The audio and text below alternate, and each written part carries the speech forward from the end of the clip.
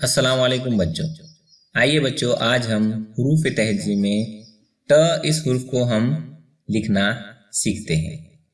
देखिए ये क्या है, ट है। ट से टमाटर, ट से टट्टू। आइए हम इसे लिखना सीखते हैं। देखिए हम हमारे दाएं जानिब से शुरू करेंगे, नीचे की तरफ आएंगे और फिर उसको थोड़ा सा ऊपर लेकर जाएंगे। देखिए लिखिए मेरे साथ में, ट टमाटर का ट, टमाटर का ट, टट्टू का ट, टमाटर का ट और टट्टू का ट।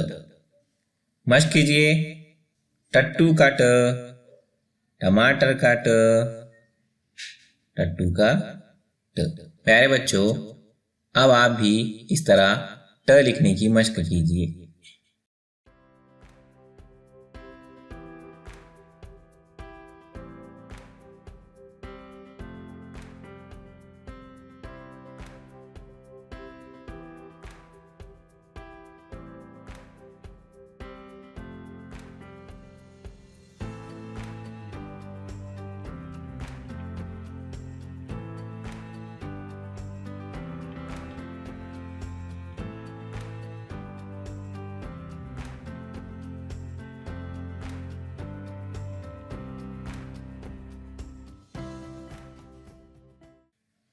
शुक्रिया।